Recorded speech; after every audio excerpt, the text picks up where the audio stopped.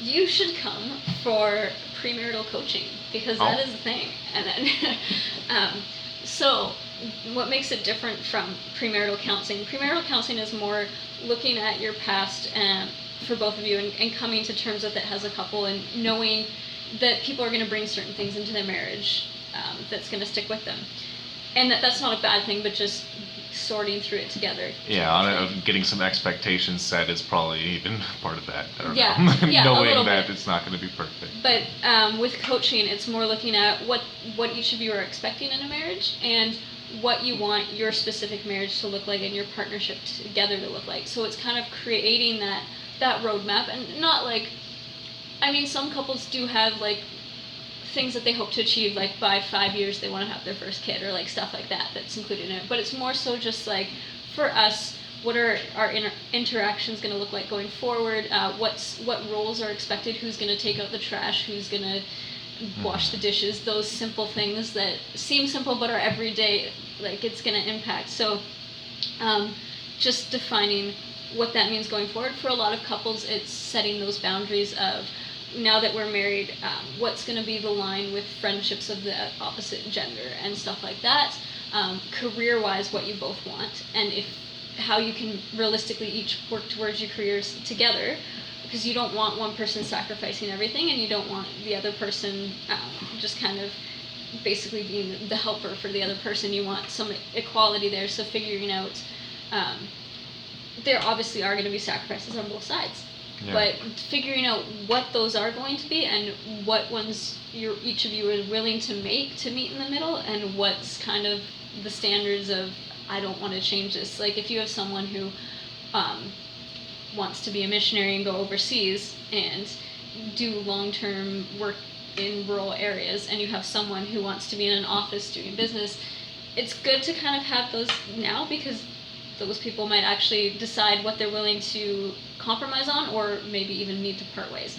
So having premarital coaching kind of creates that roadmap, and to see if you're realistically able to head towards a future together, and make sure you can stay on the same road. Yeah, exactly. And if you see that it's not going to work, if one person's going to be taking this turn and you definitely don't want to take that turn, you want to know that now, I guess. Exactly. And because that's not the same road. One thing that we do try and look at premarital counseling is looking at the long term too, because maybe for the next 5 years, what you want is exactly the same. And that could change at the end of 5 years, like your whole 10 years and onward could be completely different for what you want. But just kind of having that, knowing where you're willing to give and say, hey, this is what I want, but if that never happens in life, I'm still okay with that. But if this thing never happens in life, this is what I really want, and I need to find a way to work that into your plan so that we can walk it together. Exactly. Yeah, I really like, I think it's Will Smith who talks about, and I believe his wife's name is Jada, they talk about being they don't use the term marriage, they're like life partners, because they're partnering together, and because our culture's view on marriage is very Hollywood and not always realistic. And I'm not saying that you don't have realistic views on marriage, but I'm just saying, like, in general, and I think no matter how much we try and combat that, a little bit seeps into our own views of what we expect, because we're enculturated in it 24/7. So, for sure. Yeah. My proposal definitely was kind of influenced by the color culture. Which is sometimes really good. Like, I don't think it's a negative thing. No, for sure. I mean, I don't feel bad about it yet. So, But there are some things that you want to be at least aware that you're encultured. And that's not necessarily, it's not the defined way, but it could be the influence of culture or something else. And the key to that is really being conscious of that, because we're all going to have biases in every area of life. And we can never remove our bias. But if we have a level of awareness and can manage that bias, that's... And sometimes, I don't know, I feel like if you know that a bias is from an area that you're okay with giving, like if I knew that I was only upset about something because it was movie-esque, I feel like I'd be more okay with losing that than if I was biased towards something because I loved it or something like that. Obviously, it's a stronger feeling. Yeah, and it's also like ideologies too. So if you're like, kind of coming from that movie point and having like, oh, this is the ideology of what I should want, whereas like the inner, like the parts of you that are most Tom, like if it's coming from there, not having that might be really hard because I can't just throw it out as Hollywood and not me. It's who you authentically are as a person. Yeah. Whereas having that ideology of, well, like, I should want this. Like, for example, I spent the last couple of years really digging into whether or not I ever want marriage. And it's like, it's a great thing, and I'm very happy for you guys. I just want to make that clear. You won't make me less excited. Don't worry. But like for me, I'm like, I don't know if this is realistically something for me personally.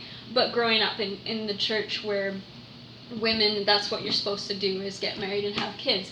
So it's kind of like, it was an ideology for me, and thinking that this is what I need to have and this is what I'm supposed to want, rather than looking at it and actually saying, is this what I want? Is this me? Exactly. And like, is this how God designed me to be, or is it I'm being told by religious authorities that this is what I'm supposed to want? So kind of and everyone around me gets excited when they talk about it, so maybe I should be too. And like, honestly, I'm kind of on the fence about marriage for myself. Like, I'm not opposed to it. But then, like, for example, having kids, I have never wanted biological kids. Throughout life, I've gone in and out of not wanting that, but then I always kind of go back to the, oh, well, I'll have them, because so many people, especially in the church, are like, well, it'll change, or like, it's different when it's your own kids. I don't like babies. Like, I don't like babies. I love kids. After the age of 4. Yeah.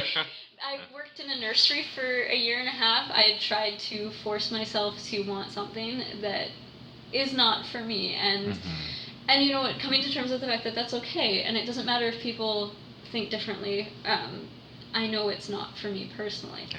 That's a good example of identifying something as a bias that you can do without. Exactly. But I think there's like little things in culture that we all have our own ideologies about, that maybe they're not necessarily our ideologies, but ideologies that have been imposed on us, so that we need to kind of break away from. Cinderella looked really happy when she was married, so maybe I would be too.